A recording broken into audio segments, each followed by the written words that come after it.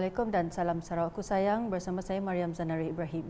Tumpuan berita, Sentoria Borneo Land Sendirian Berhad SBLSB memberi komitmen untuk menyiapkan projek Borneo Semariang Resort City BSRC yang menghadapi kelewatan sebelum ini.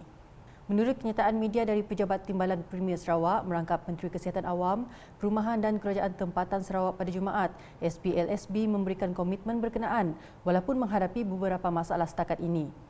Jelasnya, pembekuan sementara akaun pembangunan perumahan HDA SBLSB telah ditarik balik oleh pihak bank. Namun, kata kenyataan tersebut, pihak bank berkeras agar tuntutan yang dikemukakan oleh SBLSB disemak dengan teliti oleh akaunten yang dilantik.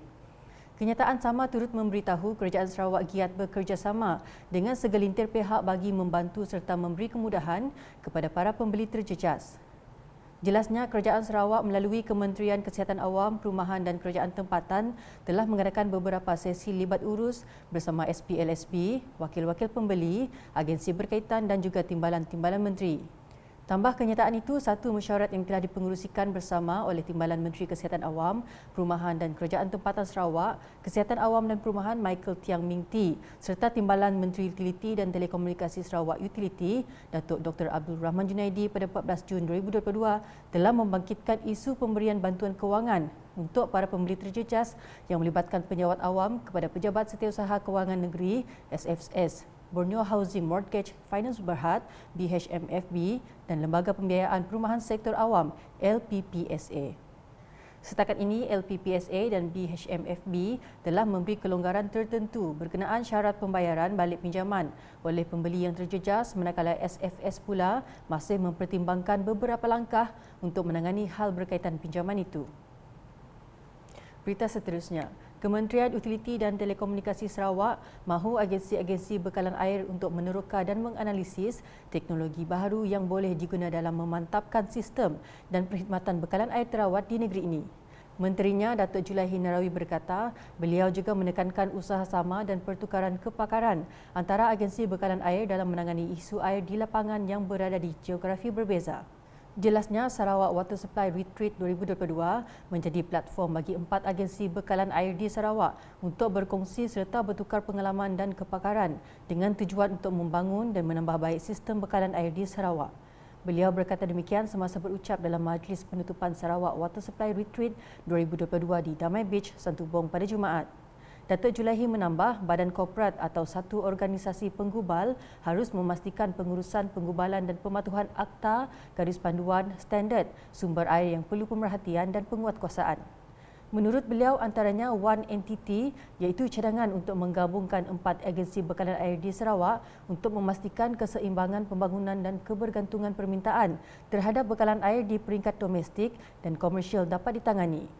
Hadir sama dalam program itu ialah Setiausaha Tetap, Kementerian Utiliti dan Telekomunikasi Sarawak, Datuk Alice Jawan Empaling, Pengurus Besar Lembaga Air Kuching, Roziah Mohamad, Pengarah JEBAB, Insinyur Chang Kuet Siap, Pengurus Besar Lembaga Air Kuching, Abdul Malik Abdullah, serta Ketua Pegawai Eksekutif Laku Management Sendirian Berhad, Daniel Punang.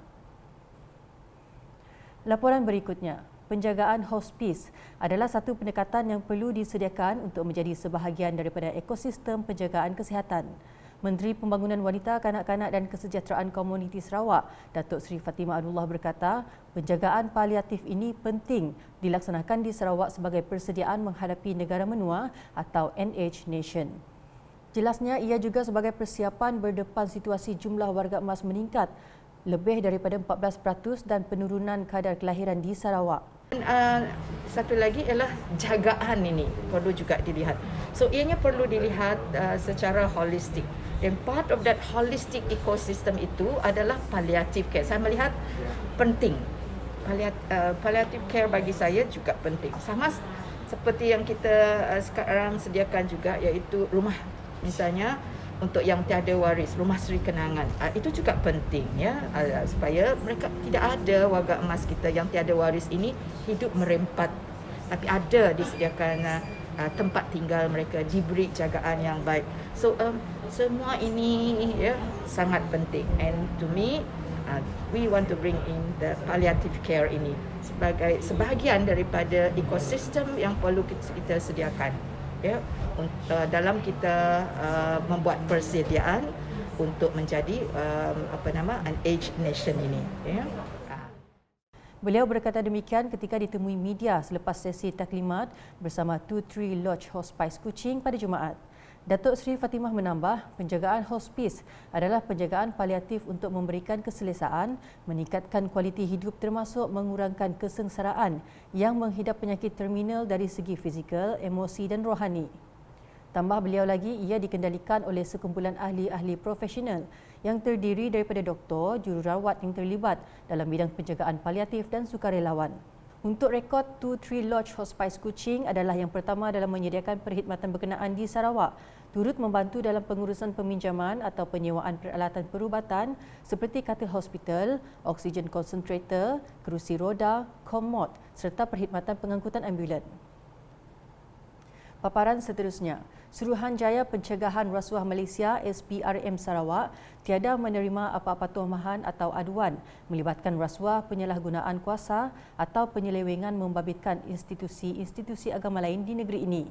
Pengarah SPRM Sarawak Muhammad Zaki Hassan berkata, situasi ini memberi gambaran positif serta meningkatkan keyakinan dan kepercayaan masyarakat umum terhadap kepimpinan institusi agama-agama lain. Bagaimanapun tegasnya, institusi agama-agama lain di Sarawak tidak boleh mengambil mudah dengan reputasi baik yang terbina selama ini kerana pada masa depan mungkin akan menjadi lebih mencabar. Setakat yang kita rekod dalam semakan rekod kita di pejabat SPRM, tidak ada lagi apa-apa tomahan belum pada investigation, first tomahan dan siasatan dan pembuktian dan prosecution kan. Setakat ni tidak ada lagi tomahan yang melibatkan rasuah dan penyalahgunaan kuasa dan penyelewengan dalam yang melibatkan institusi-institusi agama lain. Beliau berkata demikian semasa merasmikan program Bicara Integriti bersama ketua-ketua agama lain di Kuching pada Jumaat. Hadir sama pengarah unit hal ehwal agama-agama lain Unifor Richard Lon, ketua-ketua agama Kristian, Buddhis, Tao, Sikh, Hindu dan Bahai. Dalam pada itu, Muhammad Zaki menasihatkan supaya semua ketua agama memastikan semua ahli jawatankuasa dalam institusi agama masing-masing sentiasa beramanah, berintegriti, accountability serta bertanggungjawab dalam mengendali dana dan sumber kewangan.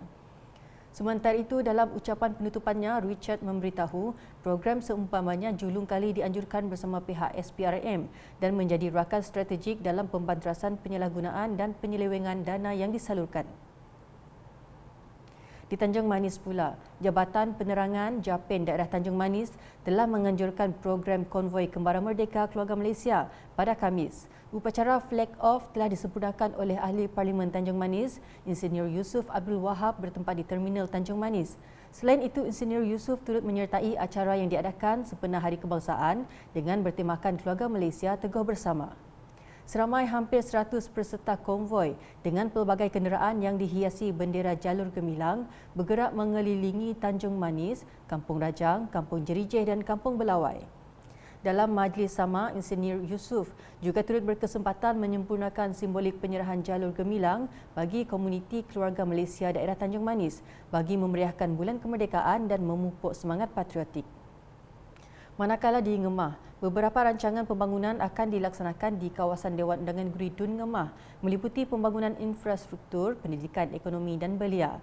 Ahli Dewan Undangan Negeri Adun Ngemah Anyi Jana berkata pembangunan di SPS Rascom telah mendapat perhatian daripada Premier Sarawak, Datuk Parti Tan Sri Dr. Abang Abdul Rahman Zohari Tun Datuk Abang Openg. Jelasnya, terdapat bajet yang diperuntukkan oleh Kerajaan Gabungan Parti Sarawak GPS kepada wakil rakyat GPS seperti projek kecil luar bandar MRP, program transformasi luar bandar RTP dan program penambahbaikan rumah miskin rakyat Sarawak PPRMS. Beliau berkata demikian semasa menghadiri majlis pemimpin bersama rakyat MPBR di rumah Mang Nyambong Nanga Jagau Kanuit baru-baru ini. Di samping itu, beliau telah meluluskan geran MRP untuk JKKK Induk Nanga Jagau berjumlah RM7,000. Di Kuching pula, Pustaka Negeri Sarawak akan menganjurkan Sarawak Children Festival 2022 edisi kelima di 3 lokasi kampusnya.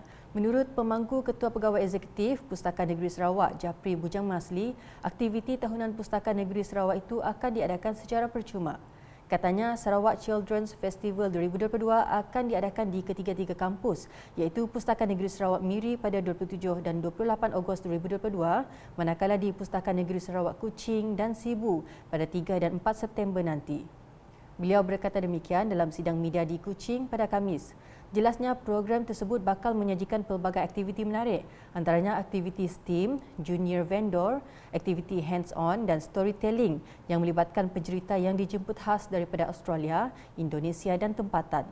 Antara objektif program ialah untuk menerapkan minat kanak-kanak terhadap aktiviti STEAM, Science, Technology, Engineering, Arts and Mathematics yang semakin berkembang di Malaysia. Selain itu, ia juga bagi memberi pendedahan kepada para kanak-kanak dan remaja berkenaan dengan perpustakaan sebagai pusat maklumat dan rujukan serta mewujudkan suasana pembelajaran melalui aktiviti beriadah.